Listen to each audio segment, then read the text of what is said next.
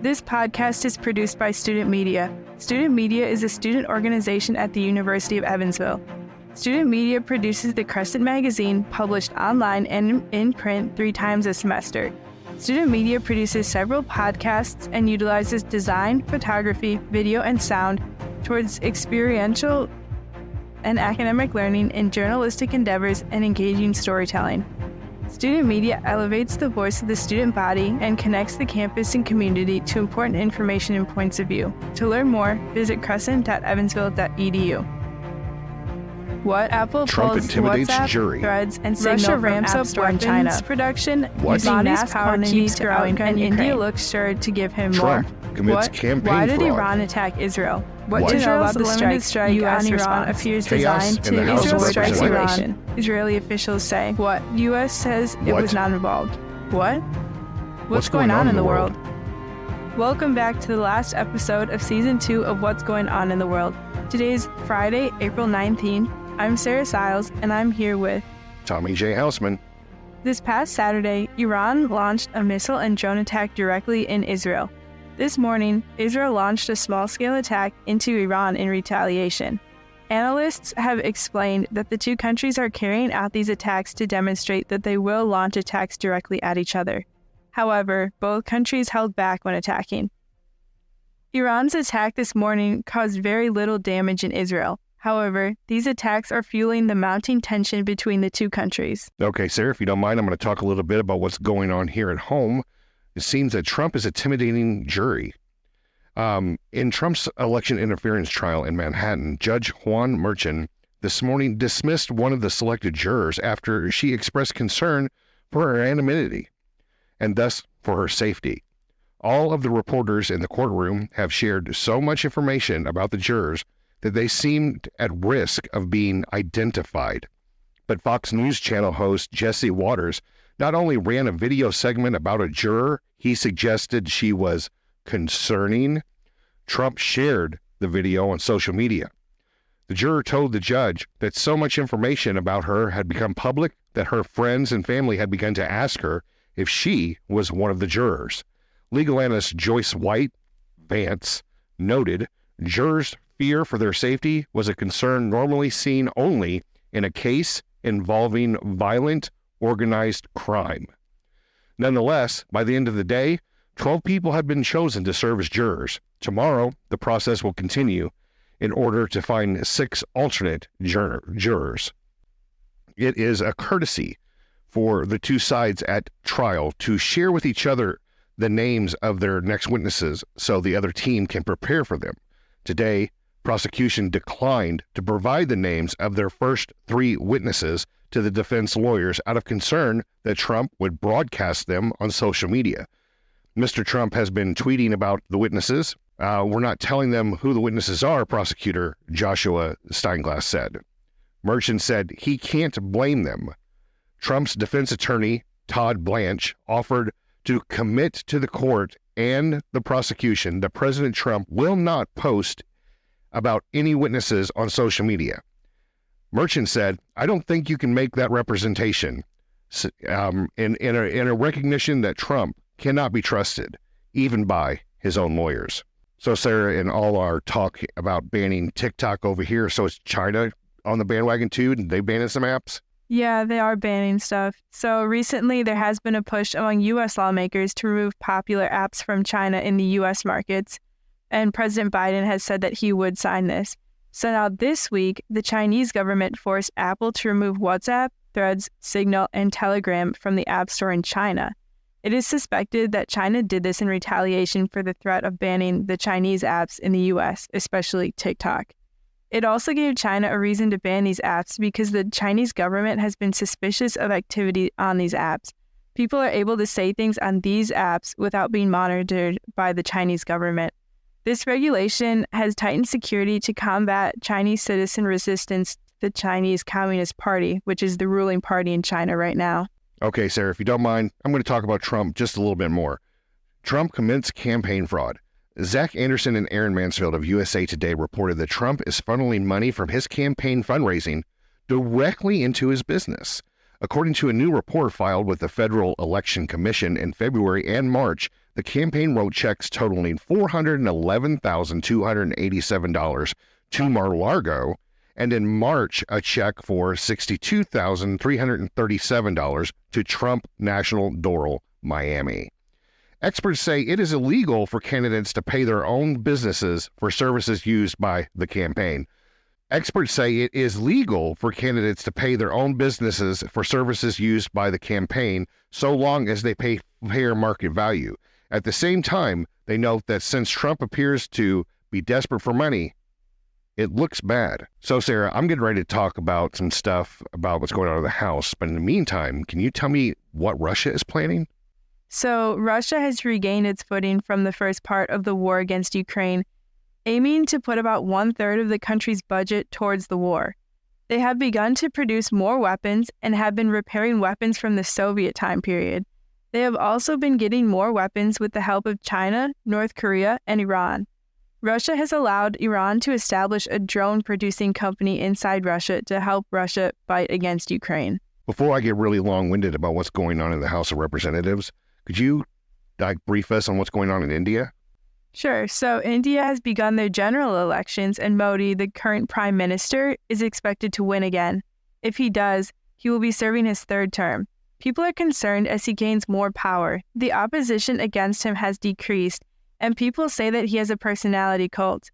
However, many Indians like Modi, and they say that he is accomplishing many things in India.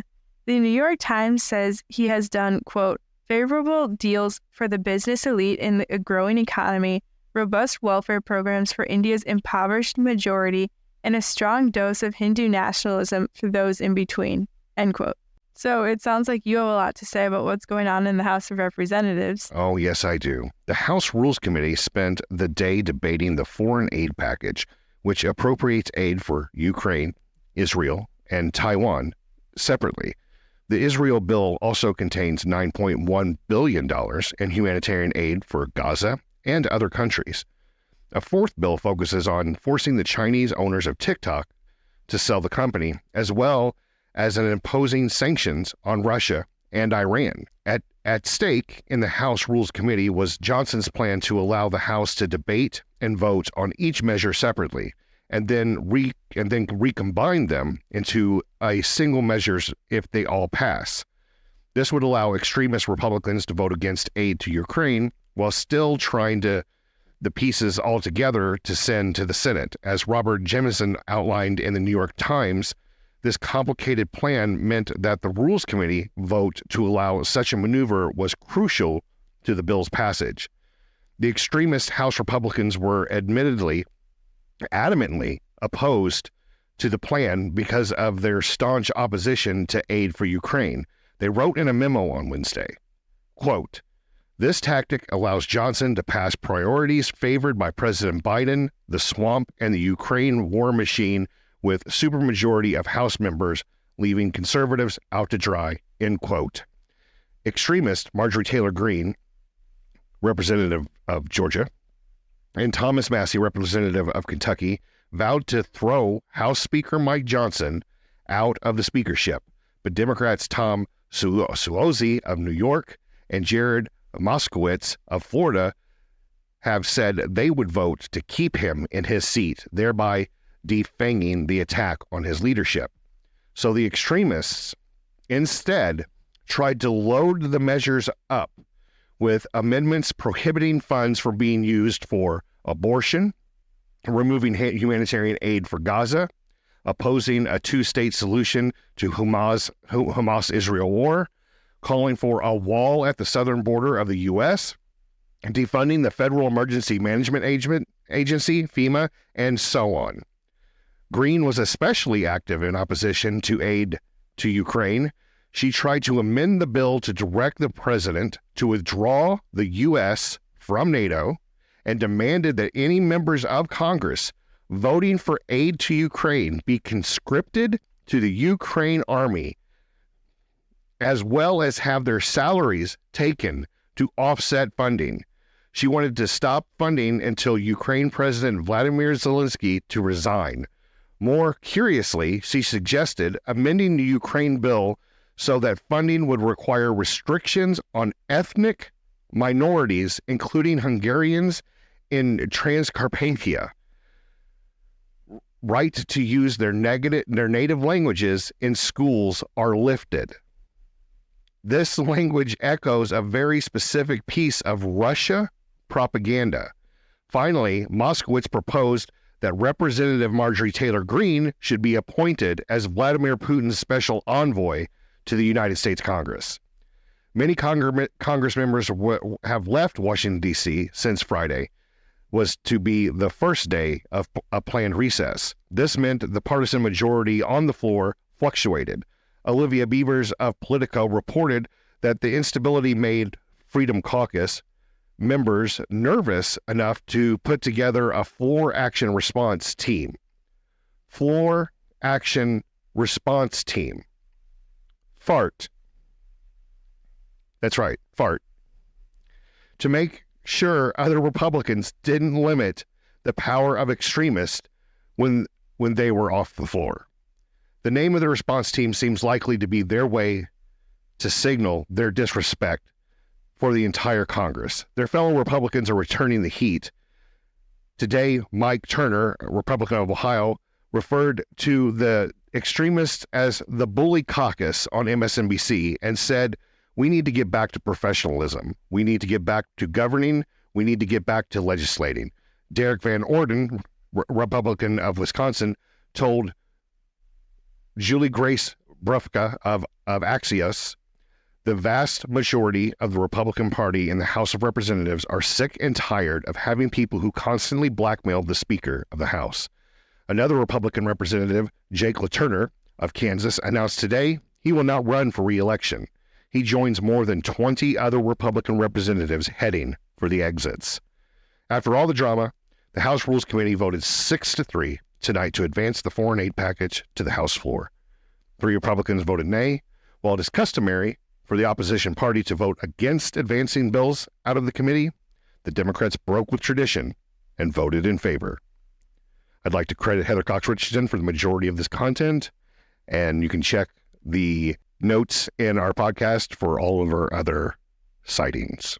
So, Sarah, I want to give you a big shout out and a big thank you as before you go abroad. Sarah's going to leave us for a couple years to go study abroad, but she will be back.